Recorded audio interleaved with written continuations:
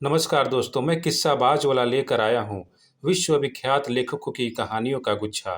दोस्तों, अगर हमारी कहानी आपको पसंद आए तो इसे लाइक, सब्सक्राइब और शेयर ज़रूर करें। तो आइए बिना देर किए शुरू करते हैं हम आज की कहानी। कहानी का शीर्षक है जामुन का पेड़।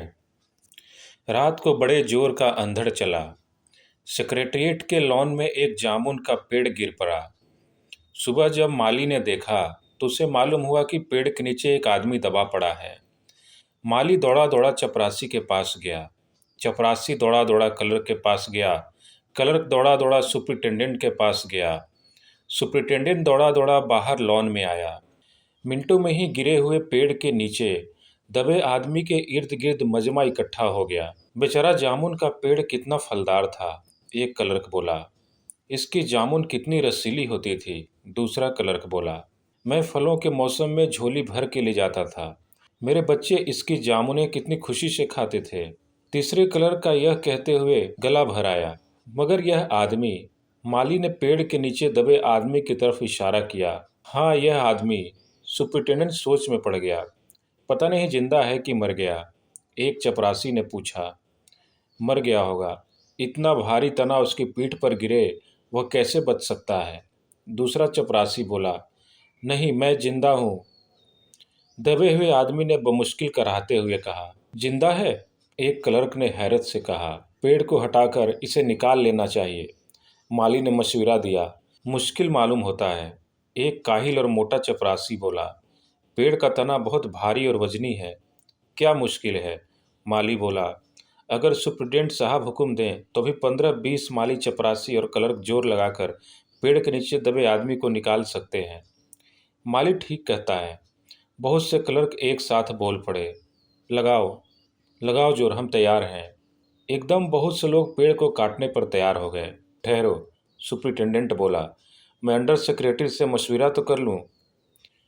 सुपरिटेंडेंट अंडर सेक्रेटरी के पास गया। अंडर सेक्रेटरी डिप्टी सेक्रेटरी के पास गया। डिप्टी सेक्रेटरी ज्वाइंट सेक्रेटरी के पास गया। ज्वाइंट सेक्रेटरी चीफ सेक्रेटरी के पास गया। चीफ सेक्रेटरी ने ज्वाइंट सेक्रेटरी से कुछ कहा। ज्वाइंट सेक्रेटरी ने डिप्टी सेक्रेटरी से कुछ कहा। डिप्टी सेक्रेटरी ने अंडर सेक्रेटरी से कहा। फाइल चलती रही। इसी में आधा दिन गुजर गया। दोपहर को खाने पर दबे हुए आदमी के इर्द गिर्द बहुत भीड़ इकट्ठा हो गई। लोग तरह तरह की बातें कर रहे थे। कुछ मनचले क्लर्कों ने मामले को अपने हाथ में लेना चाहा। वह हुकूमत के फैसले का इंतजार किए बगैर पेड़ को खुद से हटाने की तैयारी कर रहे थे। कितने में सुपरिटेंडेंट फाइल लिए भागा भागा आया। बोला, हम लोग खुद से इस पेड़ को यहाँ से नहीं हटा सकते। हम लोग वाणिज्य विभाग के कर्मचारी हैं और यह पेड़ का मामला है। पेड़ कृषि विभाग के तहत आता है, इसलिए मैं इस फाइल को अर्जेंट मार्क करके कृषि विभाग को भेज रहा हूँ। वहाँ से जवाब आते ही इसको हटवा दिया जाएगा। दूसरे दिन कृषि विभाग से जवाब आया कि पेड़ हटाने की जिम्मेदारी तो वाणिज्य विभाग की ही बनती है। यह जवाब पढ़कर वाणिज्य विभाग को गुस्सा आ गया। उन्होंने फौरन लिखा कि पेड़ों को हटवाने या न हटवाने की जिम्मेदारी कृषि विभाग की ही है। वाणिज्य विभाग का इस मामले से कोई ताल्लुक नहीं है। दूसरे दिन भी फाइल चलती रही। शाम को जवाब आ गया। हम इस मामले को हार्टिकल्चर विभाग के सुपुर्द कर रहे हैं, क्योंकि यह एक फलदार पेड़ का मामला है और कृषि विभाग सिर्फ अनाज और खेती बाड़ी के मामलों में फैसला करने का हक रखता है। जामुन का पेड़ एक फलदार पेड़ है, इसलिए पेड़ हार्टिकल्चर विभाग के अधिकार क्षेत्र में आता है। रात को माली ने दबे हुए आदमी को दाल भात खिलाया। हालांकि लॉन के चारों तरफ पुलिस का पहरा था कि कहीं लोग कानून को अपने हाथ में लेकर पेड़ को खुद से हटवाने की कोशिश न करें। मगर एक पुलिस कांस्टेबल को रहम आ गया और उसने माली को दबे हुए आदमी को खाना खिलाने की इजाज़त दे दी। माली ने दबे हुए आदमी से कहा, तुम्हारी फाइल चल रही है, उम्मीद है कल तक फैसला हो जाएगा। दबा हुआ आदमी कुछ न बोला। माली ने पेड़ के तने को गौर से देखकर कहा, अच्छा है कि तना तुम्हारे कूल्हे पर गिरा, अगर कमर पर गिरता तो रीढ़ की हड्डी टूट जाती। दबा हुआ आदमी फिर से कुछ न बोला। माली ने कहा, तुम्हारा यहाँ कोई वारिस हो तो मुझे उसका पता बताओ, मैं उसे खबर देने की कोशिश करूँगा। मैं लावारिस हूँ, दबे हुए आदमी ने बड़ी मुश्किल से कहा। माली अफसोस जाहिर करता हुआ वहाँ से हट गया। तीसरे दिन हार्टिकल्चर विभाग से जवाब आया। बड़ा कड़ा जवाब लिखा गया था। काफ़ी आलोचना के साथ। उससे हार्टिकल्चर विभाग का सेक्रेटरी साहित्यिक मिजाज का आदमी मालूम होता था। उसने लिखा था, हैरत है, इस समय जब पेड़ लगाओ स्कीम बड़े पैमाने पर चल रही है, हमारे मुल्क में ऐसे सरकारी अफसर मौजूद हैं जो पेड़ काटने की सलाह दे रहे हैं, वह भी एक फलदार पेड़ को, और वह भी जामुन के पेड़ को, जिसके फल जनता बड़े चाव से खाती है। हमारा विभाग किसी भी हालत में इस फलदार पेड़ को काटने की इजाज़त नहीं दे सकता। अब क्या किया जाए? एक मनचले ने कहा, अगर पेड़ नहीं काटा जा सकता तो इस आदमी को काट कर निकाल लिया जाए। यह देखिए, उस आदमी ने इशारे से बताया। अगर इस आदमी को बीच में से ही, यानी धड़ की जगह से काटा जाए तो आधा आदमी इधर से निकल जाएगा और आधा आदमी उधर से निकल जाएगा, और पेड़ भी वहीं का वहीं रहेगा। मगर इस तरह से तो मैं मर जाऊंगा, दबे हुए आदमी ने एतराज़ किया। यह भी ठीक कहता है, एक क्लर्क बोला। आदमी को काटने का नायाब तरीका पेश करने वाले ने एक पुख्ता दलील पेश की। आप जानते नहीं हैं, आजकल प्लास्टिक सर्जरी के जरिए धड़ की जगह से इस आदमी को फिर से जोड़ा जा सकता है। अब फाइल को मेडिकल डिपार्टमेंट में भेज दिया गया। मेडिकल डिपार्टमेंट ने फ़ौरन इस पर एक्शन लिया, और जिस दिन फाइल मिली उसने उसी दिन विभाग के सबसे काबिल प्लास्टिक सर्जन को जांच के लिए मौके पर भेज दिया।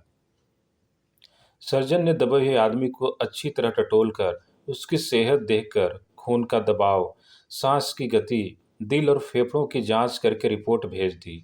इस आदमी का प्लास्टिक ऑपरेशन तो हो सकता है और ऑपरेशन कामयाब भी हो जाएगा, मगर आदमी मर जाएगा। लिहाजा यह सुझाव भी रद्द कर दिया गया। रात को माली ने दबे हुए आदमी के मुंह में खिचड़ी डालते हुए उसे बताया, अब मामला ऊपर चला गया है। सुना है कि सेक्रेटेरिएट के सारे सेक्रेटरियों की मीटिंग होगी, उसमें तुम्हारा केस रखा जाएगा। उम्मीद है सब काम ठीक हो जाएगा।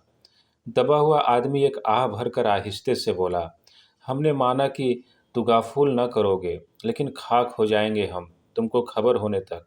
माली ने चंभे से मुंह में उंगली दबाई, हैरत से बोला, तुम क्या शायर हो? दबे हुए आदमी ने आहिस्ते से सर हिला दिया। दूसरे दिन माली ने चपरासी को बताया। चपरासी ने क्लर्क ने हेड क्लर्क को। थोड़ी देर में सेक्रेटरी में यह बात फैल गई कि दबा हुआ आदमी शायर है। बस फिर क्या था, लोग बड़ी संख्या में शायर को देखने के लिए आने लगे। इसकी खबर शहर में फैल गई और शाम तक मोहल्ले मोहल्ले से शायर जमा होना शुरू हो गए। सेक्रेटेरिएट का लॉन भांति भांति शायरों से भर गया।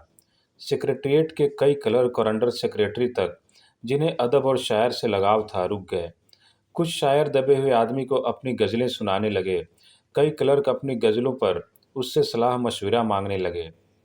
जब यह पता चला कि दबा हुआ आदमी शायर है, तो सेक्रेटेरिएट की सब कमेटी ने फैसला किया कि चूंकि दबा हुआ आदमी एक शायर है, लिहाजा इस फाइल का ताल्लुक न तो कृषि विभाग से है और न ही हार्टिकल्चर विभाग से, बल्कि सिर्फ संस्कृति विभाग से है।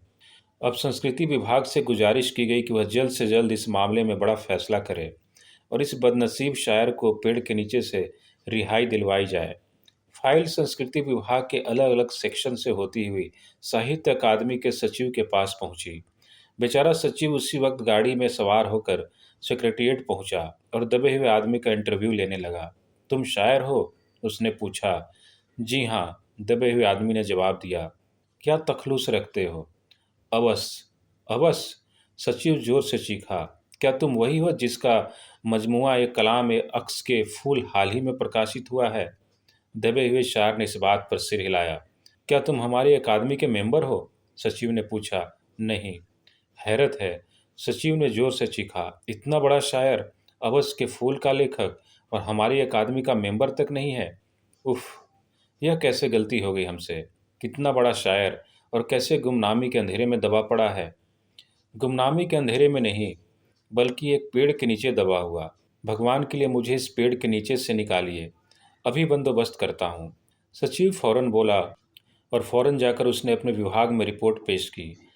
दूसरे दिन सचिव भागा भागा शायर के पास आया और बोला, मुबारक हो, मिठाई खिलाओ। हमारी सरकारी अकादमी ने तुम्हें अपनी साहित्य समिति का सदस्य चुन लिया है। ये लो ऑर्डर की कॉपी, मगर मुझे इस पेड़ के नीचे से तो निकालो, दबे हुए आदमी ने कराह कर कहा। उसकी सांस बड़ी मुश्किल से चल रही थी और उसकी आंखों से मालूम होता था कि वह बहुत कष्ट में है। हम यह नहीं कर सकते, सचिव ने कहा। जो हम कर सकते थे वह हमने कर दिया है। बल्कि हम तो यहाँ तक कर सकते हैं कि अगर तुम मर जाओ तो तुम्हारी बीवी को पेंशन दिलवा सकते हैं।